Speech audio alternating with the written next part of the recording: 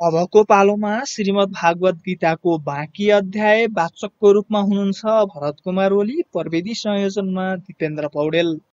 ओम नमः शिवाय।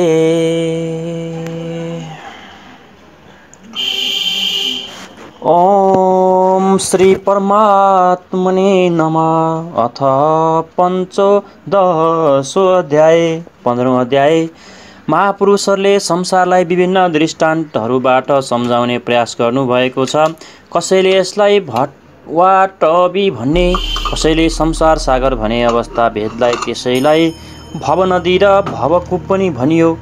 कहिले यसको तुलना गोपदबाट गरियो, अर्थात् जति इन्द्रियहरूको आयतन छ त्यति नै संसार छ र अन्त्यमा यस्तो पनि अवस्था आयो कि नामले त भव सिन्धु सुखाही, भव सिन्धु पनि सुक्यो के संसारमा यस्ता समुद्रहरू छन्।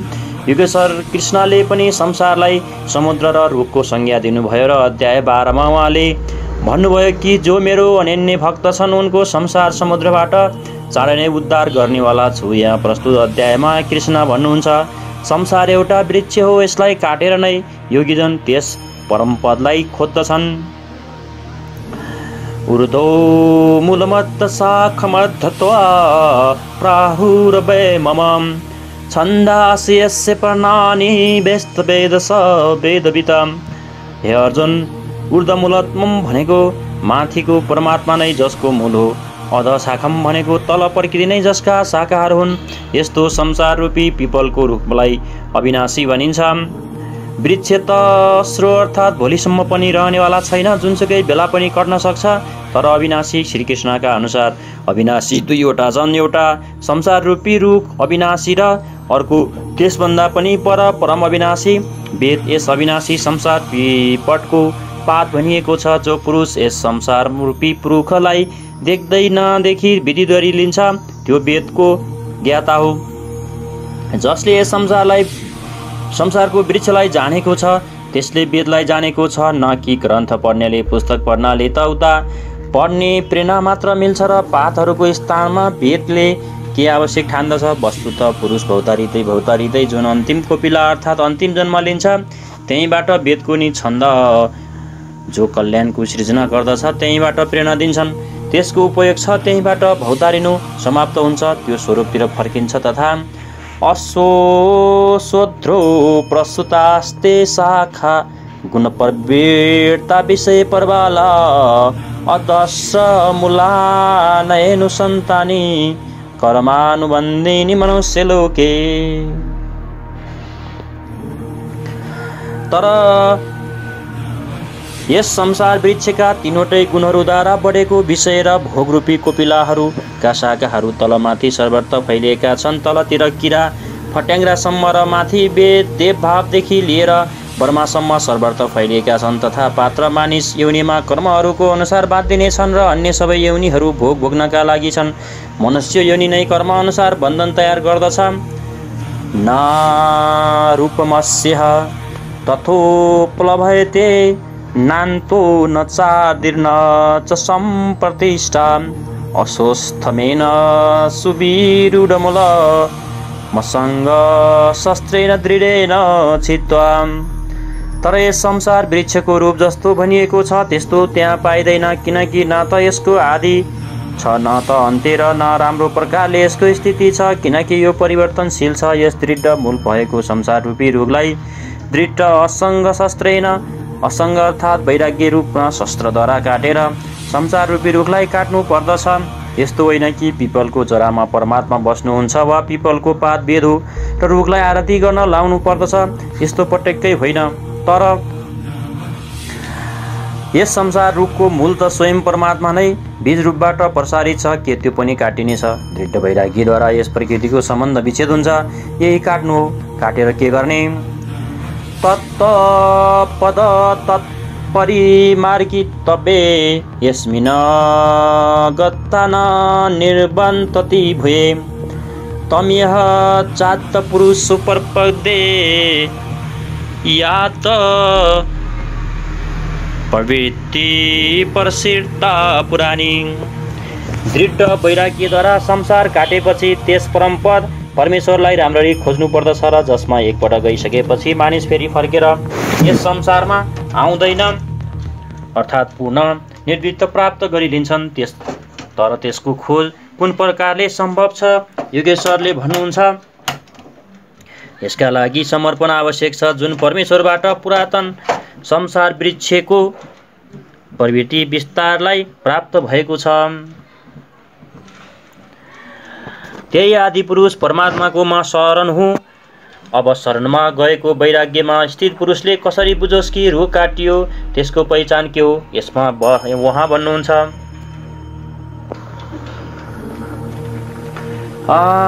जसको मोह र मान नष्ट भएको छ, आसक्ति रूपी सङ्गदोष जसले जितेका छन्, अध्यात्म मनिथ्या परमात्माको स्वरूपमा जसको निरन्तर स्थिति छ, जसका कामनाहरू विशेष रूपमा निवृत्त भइसकेका छन् र सुख दुःखको द्वन्द्वबाट विमुख भएको ज्ञानीजन त्यस अविनाशी परमपदलाई प्राप्त गर्दछन्।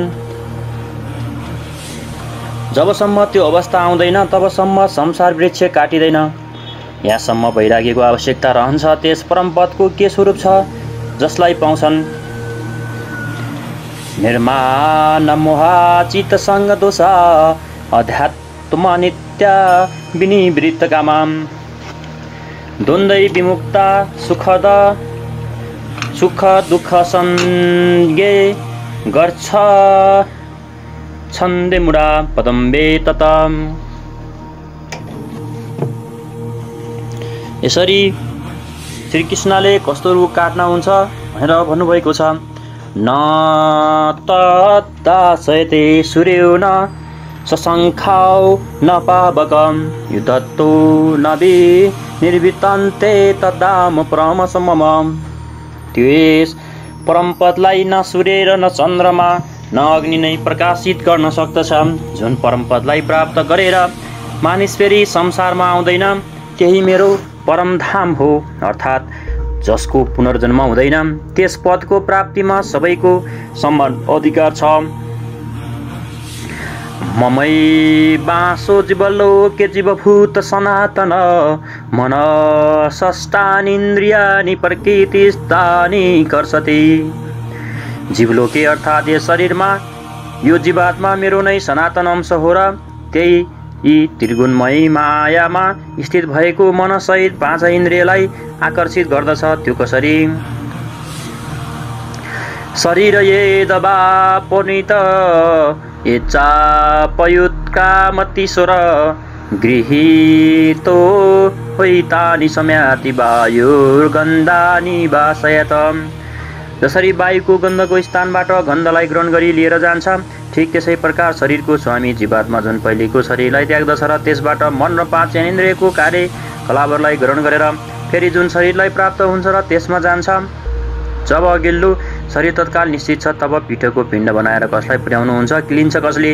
त्यसैले श्रीकृष्णले अर्जुनलाई भन्नुभएको थियो कि यो अज्ञान तिमीलाई कहाँबाट आयो कि पिण्डोक्त क्रिया लुप्त हुनेछ, त्यहाँ गएर के गर्दछ र मनसहित छ। इन्द्रियहरू कुन कुन हुन्? श्रोत्र चक्षु स्पर्शन चरसन घ्राणमेव च अधिष्ठाय मनस्राय विषयानुपसेवत। यस शरीरमा स्थित भएर यो जीवात्मा कान, आँखा, त्वचा, जिब्रो, नासिका र मनको आश्रित लिएर अर्थात् यी सबैको सहायताले विषयहरूको सेवन गर्दछ। तर यस्तो देखिँदैन, सबैले उहाँलाई देख्न पाउँदैनन्। यसमा कृष्ण भन्नुहुन्छ, उत्क्रामन्त स्थित पापी भुक्ता नवा गुणान्तितम विमूढा नानुपश्यन्ति पश्यन्ति ज्ञान चक्षुषा। शरीर छोडेर गइरहेको शरीरमा स्थित भएको विषयहरूलाई भोग्दै गएका अथवा तीनवटै गुणहरूले युक्त भएको जीवात्मालाई विशेष मूढ अज्ञानीले जान्दैन। मात्र ज्ञान रूपी आँखाले भएका मान्छेहरू मात्र उसलाई जान्दछन्, देख्दछन्। ठिक यस्तै नै छ। अब त्यो दृष्टि कसरी मिलोस्? अघि हेरौँ। यतन्तो योगिनश्रैन पश्यान्तात्मनेव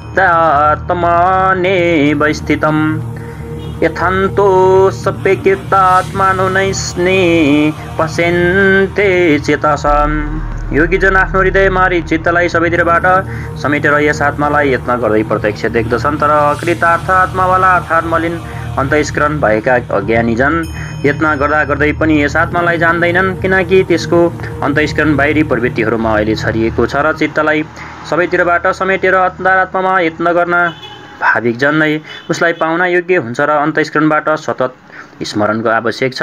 अब ती महापुरुषहरूको स्वरूपमा जुन विभूतिहरू पाइन्छन्, जुन पछाडि बताइ पनि सक्नुभएको छ, त्यसमा प्रकाश पार्नुहुन्छ।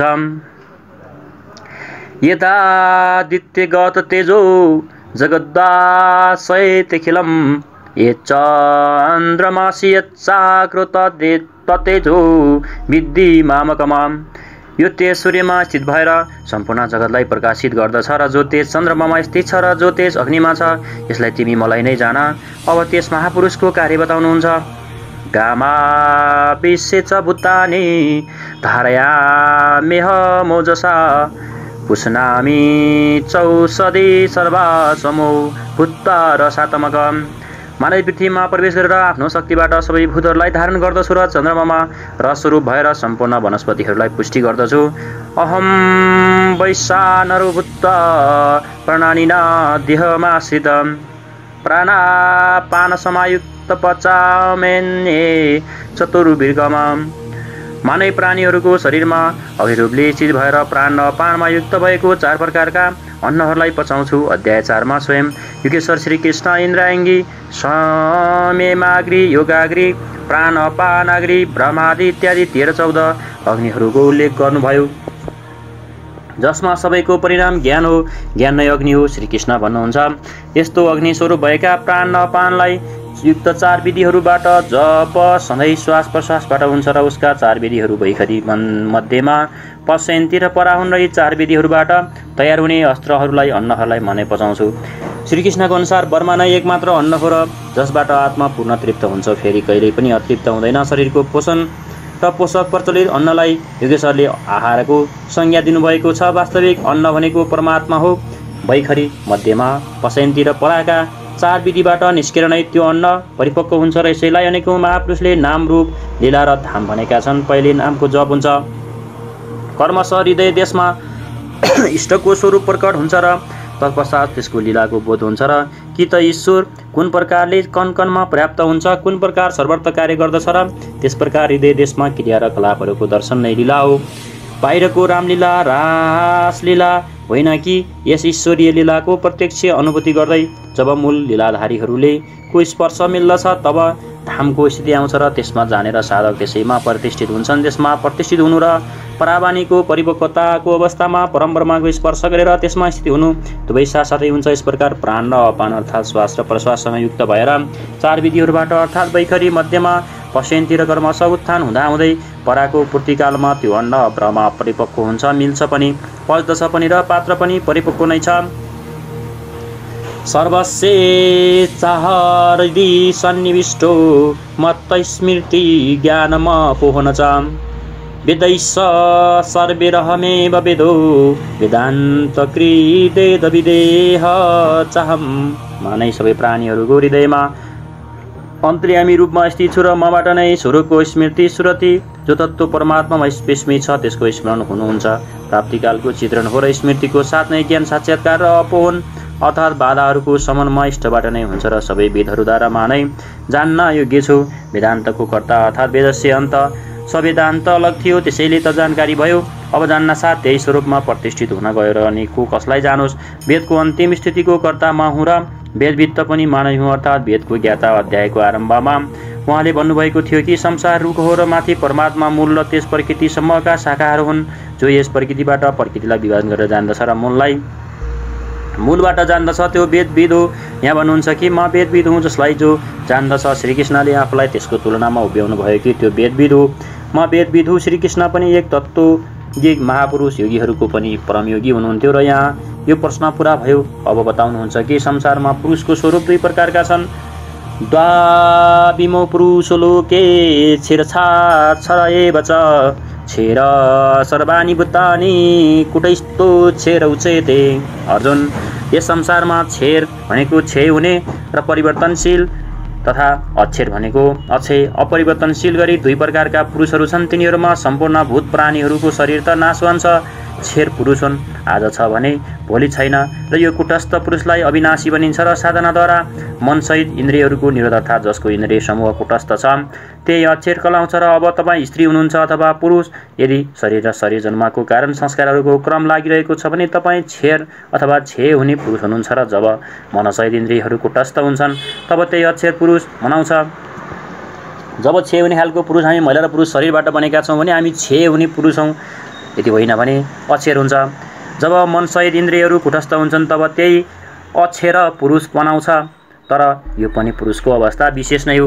यी दुवैभन्दा पर पनि एउटा अर्को पुरुष छ, उत्तम पुरुषत्वनीय परमा मृत्युदाहत यो लोक त्रयमा विश्वे विभक्तेरवेश्वर। ती दुवैभन्दा अति उत्तम पुरुष त अरू नै छ, त्यो जो तीनवटै लोकहरूमा प्रवेश गरेर सबैको धारण पोषण गर्दछ र अविनाशी परमात्मा ईश्वर त्यस्तो भनिएको छ। परमात्मा अव्यक्त अविनाशी पुरुषोत्तम इत्यादि उसको परिचायक शब्द हुन् र वस्तुत यो अरू नै छ, अर्थात् अनिर्वचनीय छ र यो छेर र अक्षरभन्दा पर महापुरुषको अन्तिम अवस्था हो र जसलाई परमात्मा इत्यादिको शब्दहरूबाट इङ्गित गरिएको छ र त्यो अरू नै हो, अर्थात् अनिर्वचनीय हो। त्यही स्थितिबाट योगेश्वर श्रीकृष्ण आफ्नो पनि परिचय दिनुहुन्छ। यथा यस्मात् तच्छेरमति तोहं छेरादपि च्युतम अतोस्मि लोके वेदे च प्रथित पुरुषोत्तम। म उपयुक्त नाशवान परिवर्तनशील क्षेत्रबाट सर्वथा अतीत छु र अक्षर अथवा अविनाशी कुटस्थ पुरुषभन्दा पनि उत्तम छु। त्यसैले लोक र वेदमा पुरुषोत्तम नामले प्रसिद्ध छु।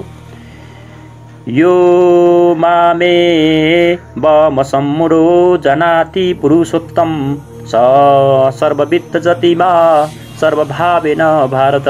हे भारत, जस्तो कि माथि भनिएको छ यस प्रकार जो ज्ञानी पुरुष म पुरुषोत्तमलाई साक्षात् जान्दछ त्यो सर्वज्ञ पुरुष सबै प्रकारले म परमात्मालाई नै भर्दछ, त्यो मबाट विलग टाढा छैन।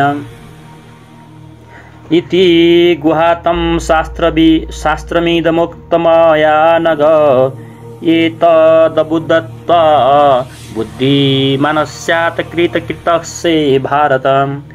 ये निष्पाप अर्जुन, यस प्रकार यो अति गोपनीय शास्त्र मद्वारा भनियो यसबाट तत्त्वबाट जानेर मानिस पूर्ण ज्ञाता र कृताज्ञ हुन्छ। अत योगेश्वर श्रीकृष्णको यो बानी स्वयंमा पूर्ण शास्त्र हो। श्रीकृष्णको यो रहस्य अत्यन्त गुप्त थियो, उहाँले मात्र अनुरागीहरूलाई बताउनु भयो कि यो अधिकारीका लागि थियो, सबैका लागि होइन। तर जब यही रहस्य लेख्नमा आउँछ सबैको सामान्य पुस्तक रहन्छ, यसैले लाग्छ कि श्रीकृष्णले सबैलाई भन्नुभयो, तर वस्तुत यो अधिकारीका लागि मात्रै हो र श्रीकृष्णको यो स्वरूप सबैका लागि पटक्कै थिएन।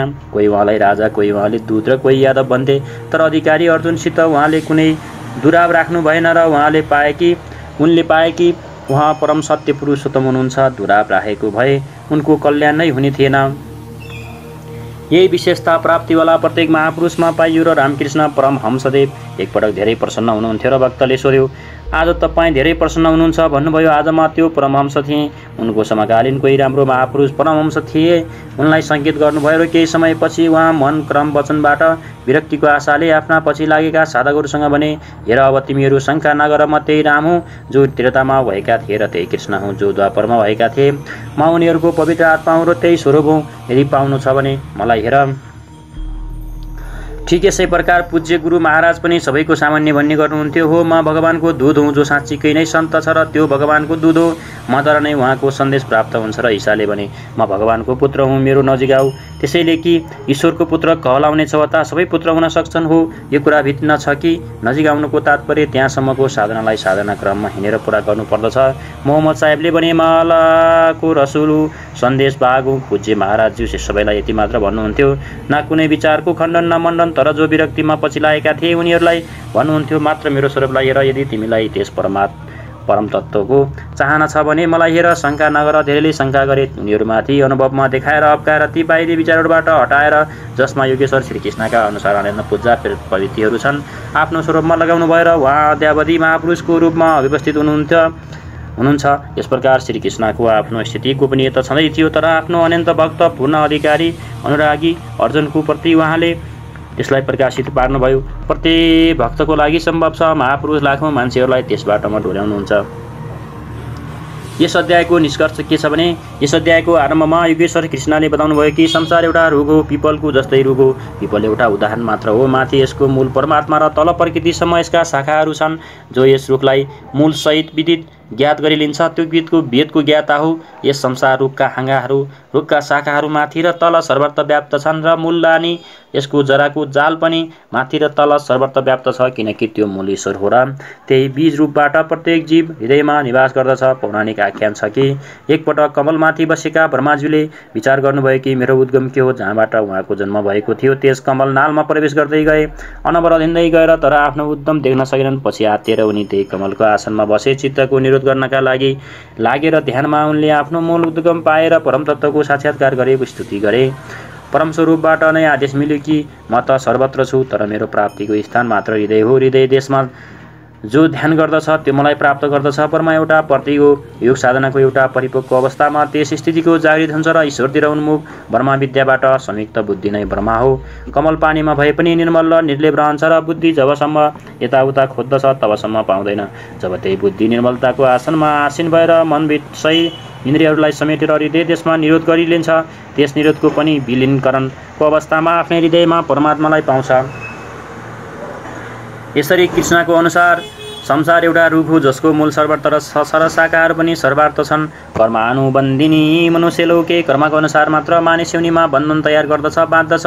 अरू योनिहरू त यिनै कर्महरूको अनुसार भोग भोग्दछ। अतः दृढ वैराग्य रूपी अस्त्रद्वारा त्यस संसार रूपी पिपल रुखलाई तिमी काटेर त्यस परमपदलाई खोज जसमा जानुभएका महर्षि पुनर्जन्मको प्राप्त हुँदैन। कसरी जानौ कि संसार रुख काटियो र योगेश्वर बन्नुहुन्छ, जो मान र मोहबाट सर्वथा रहित छ, जसले सङ्ग दोष जितिसकेको छ र जसका कामनाहरू निर्भीत भइसकेका छन् र जो द्वन्द्वबाट मुक्त छ, त्यो पुरुष त्यस परमतत्त्वलाई प्राप्त गर्दछ। त्यस परमपदलाई न सूर्य न चन्द्रमा र न अग्नि नै प्रकाशित गर्न पाउँछ र त्यो स्वयं प्रकाश रूप हो, जसमा एकपटक प्रवेश गरिसकेपछि पुनः फर्केर आउँदैन र त्यो मेरो परमधाम हो, जसलाई पाउने अधिकार सबैलाई छ, किनकि त्यो जीवात्मा मेरो शुद्ध अंश हो।